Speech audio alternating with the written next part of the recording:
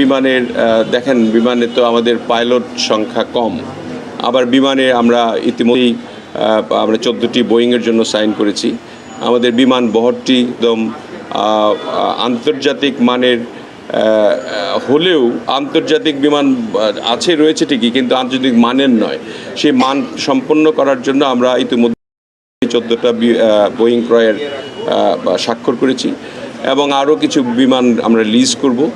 সেগুলিকে নিয়ে আমরা এই বিমানবন্দরগুলি যেগুলি আছে আরও ব্যবহৃত হচ্ছে না, প্রায় 8টি-9টি বিমানবন্দর, সেগুলিকে আমরা নতুন করে রিপেয়ার করে এটাকে চালু করব আভ্যন্তরীণ রুট হিসেবে। সেগুলি আমরা এটা আমরা মন্ত্রণালয়ের ব্যাপার, আজকে এই ব্যাপারে কোনো আলোচনা হয়নি। এগুলি আমরা প্রথম দিকে প্রায়োরিটি ভিত্তিক রেখেছি বগুড়া, ঠাকুরগাঁ, নীলফামারী, সৈয়দপুর এবং আমরা অতি সত্বর কক্সবাজারকে ইন্টারন্যাশনাল এয়ারপোর্ট হিসাবে আমরা নির্বাচিত আমরা শুরু করব হয়তো 3-4 মাসের মধ্যেই। আবার থার্ড টার্মিনাল শুরু করব ডিসেম্বরের 16 ডিসেম্বর আমরা আশা করতে পারবো।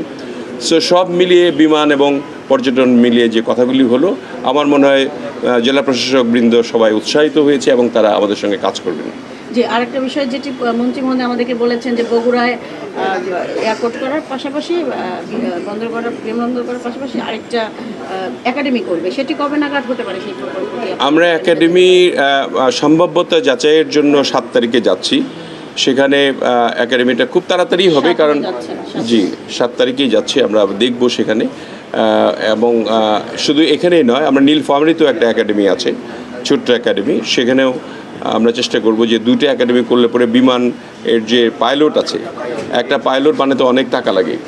আপনার এই পাইলটগুলি আপনার এখানে বাংলাদেশ বিমানে খুব বেশি পাইলট কাজ করে না, তারা বিদেশে চলে যায় এবং বিদেশে এয়ারলাইনগুলিতে চাকরি করে, যাতে করে এখানে আমরা সর্বক্ষেত্র থেকে, আগে পাইলটের একটা অংশ ছিল শুধু পাইলটের ছেলে বা পাইলটের আত্মীয় স্বজন ছাড়া মানে তারা পাইলট হতো না।